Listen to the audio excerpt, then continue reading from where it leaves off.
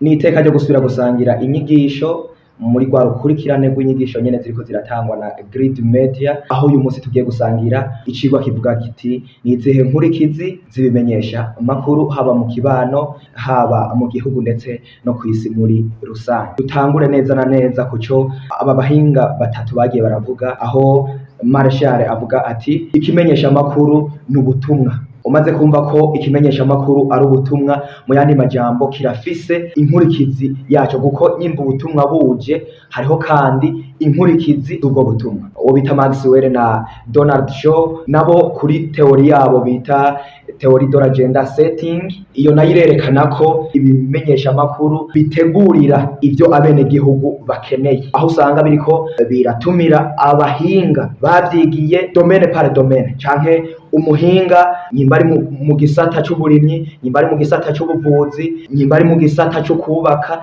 mu gisata carico cose ibimenyesha amakuru bikaza biratumira abahinga muri ico gisata bigiyemwo canke banonosoye, ibica bituma rero haboneka iterambere ryo mu bisata vyose. Neza na neza rero duhere mu guhindura ivyiyumviro. Ibimenyesha amakuru birafasha mu guhindura ivyiyumviro vy'abakurikirana ivyo bimenyesha amakuru, kuko birafasha haba mu kwigisha, bigaterera mu nyigisho, aho bifasha nyimba ari abarimyi, abenegihugu bakeneye kumenya vy'amagara yabo, bikabamenyesha bati ngwaho ingwara kanaka iriko iratera, canke kuri ico ni muyikingire uku nuku nuku. Urumva ko icifasha mu nyigisho zitandukanye, bigatuma umwenegihugu ahindura ivyiyumviro yari afise. Nari navuze mu burimyi n'ubworozi, aho ikimenyesha amakuru gishobora gufasha abarimyi, kabibutsa canke kikabafasha kibabwira bati turi mu gihe iki niki niki, nyimba ari igihe c'agatasi uherereye muri uruhande rw'igihugu, raba utere ibiterwa ibi n'ibi kugira ngo bizogufashe kuronka umwimbu uhagije. Bica bituma rero umwimbu unyaruka. Mu yandi majambo vyabimenyesha amakuru vyaje guhindura ivyiyumviro biri mu mitwe y'abakurikirana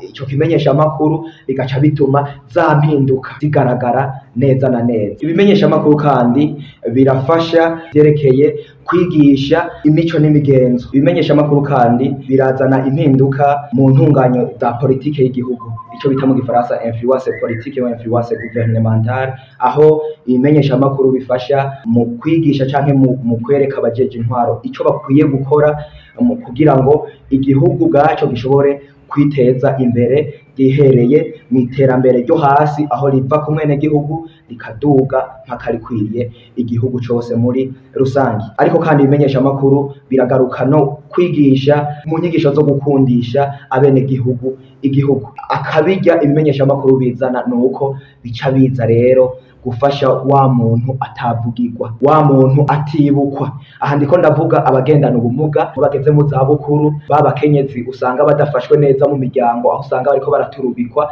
ijambo ryabo ntirishike kure. Ariko ibi bimenyesha amakuru bikaca biza gutanga intumbero irashe mu gikorwa c'umwe wese muco yoterera mw'iterambere, kuko nimba hari uwugendana ikibazo canke ubumuga bwo kutabona, arafise ikindi kintu ashoboye. Nyimba hari uwugeze mu za bukuru, ntabuze ico yoterera mw'iterambere. Nimba toba gifise izo nguvu nk'ugwaruka kugira ngo akore akoresheje amaboko yiwe, arafasha mu mpanuro atanga, narirya aba afise uburambe bukomeye bivanye n'ivyo yagiye arabona kuva muri kahise kugeza ubu. Akamo noca ngira ko nterera ibimenyesha amakuru vyo ngaha mu Burundi, nisunze ico Marshall na Shaw Donald bavuze, ibi bimenyesha amakuru bitegerezwa kwama vyibuka aka karangamutima kavyo, servir l'intérêt du public, niryo jisho ry'iterambere muri rusange. Dufatiye kuri ka karangamutima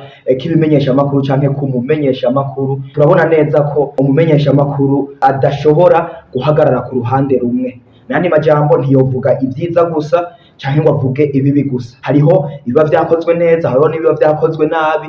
Nk'umumenyesha amakuru rero aragira ico bita équilibre dans l'information. Mu yandi majambo arerekana ivyo vyiza vyakozwe, akerekana n'ivyo bibi. Ariko ivyo bibi nkuko tuzi neza ko hariho ico bita journalisme de solution, ategerezwa kuca arondera inyishu. Bakunzi ba Grid Media, twize turarabira hamwe, turabona neza ko imenyesha amakuru ifise ico biterera cane cane mw'iterambere ry'igihugu mu gihe vyatanze impuruzo. Ariko kandi twabonye ko mu gihe ibimenyeshamakuru bitariko biragira kuri ka karangamutima, za nkurikizi ntiziheba ngo zibe nziza ahubwo ziba mbi, aho twabonye ko zishobora kuba izibiba urwamo, izizana amatati n'ibindi bishobora kwica rya terambere twari dukeneye mu kibano, mu gihugu ndetse no kw'isi yose muri rusange. Ariko kandi wowe ushobora kuba wagize ico uhakuye ukaba ukibona mugenzi wawe